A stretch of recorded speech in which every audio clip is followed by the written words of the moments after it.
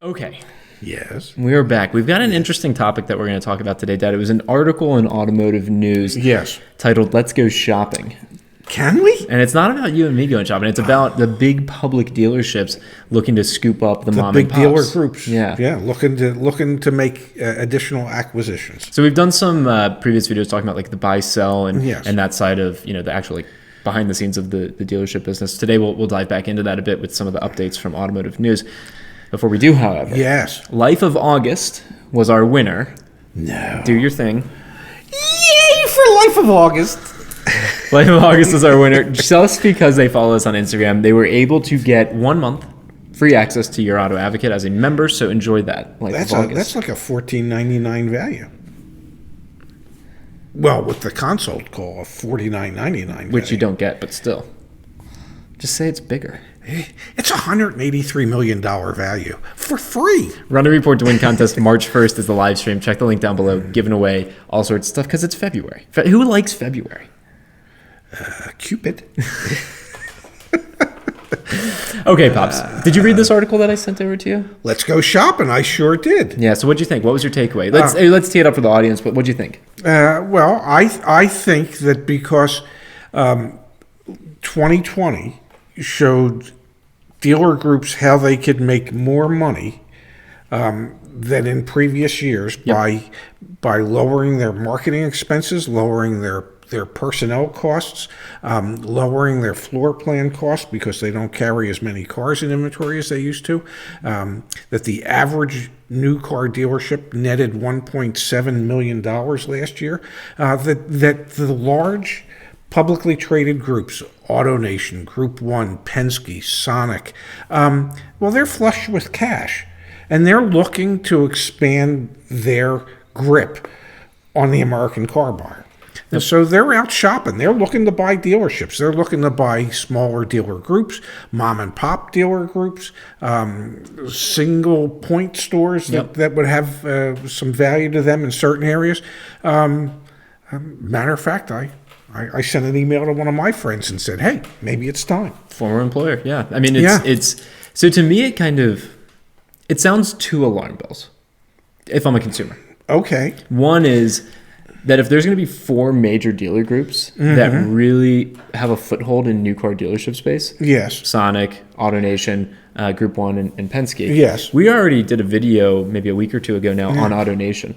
What happens as there's more consolidation in who owns, like a particular, it becomes more monopolistic, right? Who's going to become the Southwest Airlines of automotive? I mean, and actually have consumer-friendly way of doing business. So that's one concern I have. Yes. Like, you get so centered around profits, which great. You can take advantage of people in a system that's set up to take advantage of people. Yes. I get it. Yeah. Honestly, I was even thinking about it. The system takes advantage of the dealership staff too. Like, I was really thinking about it. Like, your whole life gets sucked in. Anyway, it's just terrible. The whole process is terrible. Okay. So that's one concern I have, is that as a consumer, I'm going to get the short end of the stick here. I'm going to keep having to pay more. The other concern I have is when you have that consolidation, these groups now carry even more weight with all the vendors that they work with. You know what I mean? They're like, yeah, but here's the one drawback to some of the groups. Some of the manufacturers will actually say to a group, because I remember when I was with the Penske organization, where they said to Mr. Penske, Honda and Acura, we love you. yeah.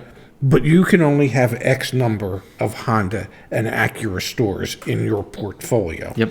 So that if you wanted to get more, you'd actually have to sell some of the ones that you have, because this is the max number that you can have. So some of the manufacturers recognize that this type of consolidation could be bad for competition. Yeah. Yeah. Well, another thing is, like, if I'm AutoNation, yes, and I want to get more and more storefronts, yes, we've done videos. Like, I'm thinking about the Chicagoland area that has 9 Audi dealerships yes, in a 90-mile radius. It's yes, like, you don't need more storefronts. Like, you're already oversaturated. It's like, I don't know, the whole franchise dealership model and the manufacturer, it just seems a little outdated and a little broken. And these 4 businesses are the ones that are really making out wealthy, or the people that are selling to them. And there's 2 other major players that aren't the top 4, but there's Lithia and there's the Asbury Automotive Group. Asbury's huge. So, there's realistically 6 major public publicly traded companies,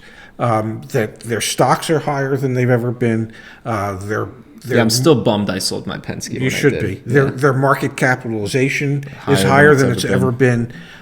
Their access to cheap money to buy stores is better than it's ever been, which means those that are selling stores for a higher profit than they've ever been sold in the past. I mean, stores are commanding 4, 5, 6, 7 times earnings, 10 Yeah. times earnings in some cases, in order for a dealer group to come in and buy them. Yeah, I'll just read this one line. Dealership buy-sell activity has broadly skyrocketed following the early months of the coronavirus pandemic in 2020 when deals came to a short-lived standstill. I remember when that happened. Yeah. You got laid off. It's like, are people ever going to buy cars? Why would you? And then it's been the polar opposite. And who's really, it's the point of this channel isn't to make some sort of like adversarial relationship between consumers and the businesses that sell cars, but like it definitely does feel disproportionate in terms of like the wealth accumulation and the benefits that have happened. These big four or big six have really been able to spin what has been tragic into something really positive for business while negatively impacting, I think, a lot of consumers. Again, I pull back to the AutoNation, data. It's like record-setting profits. The latest AutoNation data that we talked about last week, where they're averaging $2,700. It's $4,900 total, front and back. $4,984. $2,775 in front end gross profit on new cars, which is phenomenal. It's unbelievable. It used to be that number on average was $200 to $300. Yep. Okay, so for them they're up to almost $2,800. Their finance products that they're selling, so that the F&I department's producing $2,209 per new car sold. I mean, so you look at if you're AutoNation, if you're their CEO, you look at a small portfolio of 10 dealerships owned by a mom and pop, and you look at their financials and you say, okay, so they're making front and back $2,000 total, and you think to yourself, well, we've negotiated better rates with our F&I product group design, whatever, like all their vendors, they get leverage. They come in. They know with their processes they'll be able to raise. These are some MBA Wall Street guys, man. I said MBA. Yeah. Not NBA. No, I knew. But that whole mindset is really just like, how do I make as much money as quickly as possible? Not how do I help people. And I don't know. I guess I'm young and naive, but like, yes, you are. I definitely am. Yeah. But I feel like you make money by helping people. Well, you can. This is the opposite, though. Yeah, but here's part of the dilemma. Huh. And when you're a publicly traded company, that means anybody can buy your stock.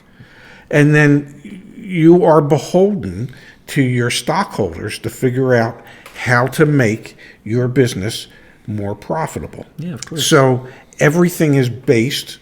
And you have to report quarterly. No, I get it. I totally get it. So their business model is to always figure out ways to become more and more and more profitable, which doesn't necessarily translate into, well, how can we improve the experience for the customer? No.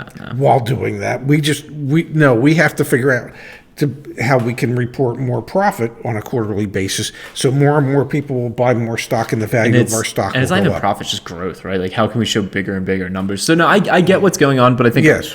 our purpose for this and our platform is to help just make you generally aware, so that as you're going through the process, or if you know people going through the process, like this is like an underpinning of the transition of automotive. It's going to be less cars on dealers' lots, most likely. We'll probably do a video on that soon, because they realized, if we have less supply, the manufacturers realize this too. Yeah. We can make more money. And, if we consolidate and all get bought up by some of the big four, the big six, we have more power, we have more control. Yeah, what you really have to look at is that moving forward, the smaller localized dealer groups that actually do things to support their community that have some type of footprint in their community, whether it be charitable or whatever it is, as they get bought out by these giant corporate entities, the likelihood of some of the charitable efforts, some of the community efforts, because that hurts the P&L. That hurts profit. So those will probably end up being cut back or diminished. So if you couldn't tell, we are totally bullish on automotive. This is the best market to be in ever. Happiness. I like our side. Yeah, I just, I've worked for large groups. Yep. I've worked for mom and pops, and I've worked for mom and pops that are medium-sized groups. And I know from my particular vantage point, when I worked for a mom and pop that was a medium-sized group, the amount of effort and energy and dollars that we invested in the communities that where the dealerships were, we helped. We literally helped to a great degree, and corporately. The big corporations, on a national level can, I guess, write a bigger check to something or another, but it doesn't necessarily mean it's going to be a check on a local level. Nope, totally get it. Yeah. All right, another one in the books. Yeah, so watch out when you're going to your mom and pop store. When you give them the deposit to order your car, when you go to pick it up, it might be a Sonic Automotive. Really could be. Yeah. Run a report to win contest. Join us March 1st. Thanks for watching. Yep, and thanks for having me.